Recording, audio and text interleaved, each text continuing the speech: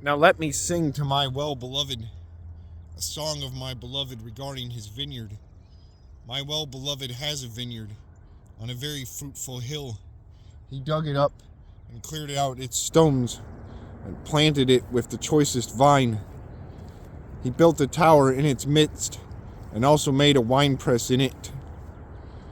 So he expected it to bring forth good grapes, but it brought forth wild grapes. And now, O inhabitants of Jerusalem and men of Judah, judge, please, between me and my vineyard. What more could have been done to my vineyard that I have not done it? Why then, when I expected it to bring forth good grapes, did it bring forth wild grapes? And now, please, let me tell you what I will do to my vineyard. I will take away its hedge, and it shall be burned, and break down its wall, and it shall be trampled down. I will lay it waste. It shall not be pruned or dug, but there shall come up briars and thorns.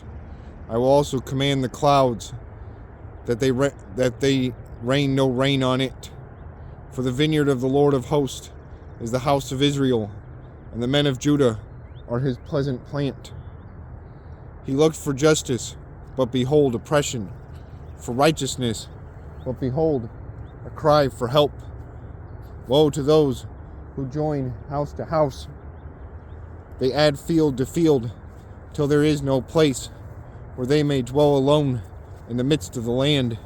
In my hearing, the Lord of hosts said, truly, many houses shall be desolate, great and beautiful ones, without inhabitant. For 10 acres of vineyard shall yield 1 bath, and a homer of seed shall yield 1 ephah. Woe to those who rise early in the morning, that they may follow intoxicating drink, who continue until night, till wine inflames them, the harp and the strings, the tambourine and the flute, and wine are in their feast. But they do not regard the work of the Lord, nor consider the operation of his hands. Therefore my people have gone into captivity, because they have no knowledge. Their honorable men are famished, and their multitude dried up with thirst. Therefore Sheol enlarged itself, and opened its mouth beyond measure. Their glory and their multitude, and their pomp, and he who is jubilant shall descend into it. People shall be brought down, each man shall be humbled, and the eyes of the lofty shall be humbled. But the Lord of hosts shall be exalted in judgment, and God is holy. God who is holy shall be hallowed in righteousness.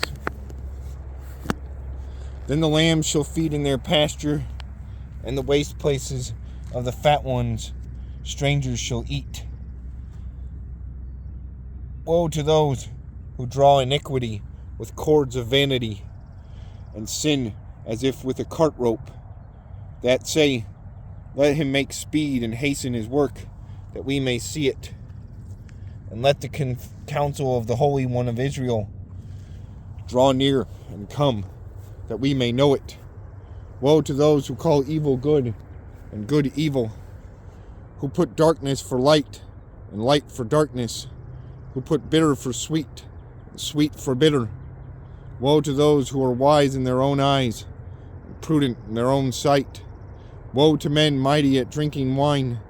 Woe to men valiant for mixing intoxicating drink, who justify the wicked for a bribe and take away justice from the righteous man. Therefore, as the fire devours the stubble and the flame consumes the chaff, so their root will be as rottenness, and their bosom and their blossom will ascend like the dust, because they have rejected the law of the Lord of hosts and despised the word of the Holy One of Israel. Therefore, the anger of the Lord is aroused against his people. He has stretched out his hand against them and stricken them, and the hills tremble. Their carcasses were as refuse in the midst of them, midst of the streets. For all his anger is not turned away, but his hand is stretched out still. He will lift up a banner to the nations from afar, and will whistle to them from the end of the earth. Surely they shall come with speed, swiftly. No one will be weary or stumble among them. No one will slumber or sleep.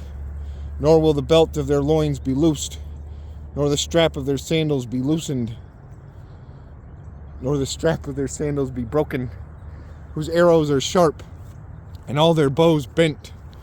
Their horses' hooves will seem like flint, and their wheels like a whirlwind. Their roaring will be like a lion. They will roar like young lions. Yes, they will roar, and lay hold of the prey. They will carry it away safely, and no one will deliver. And that day they will roar against them, like the roaring of the sea.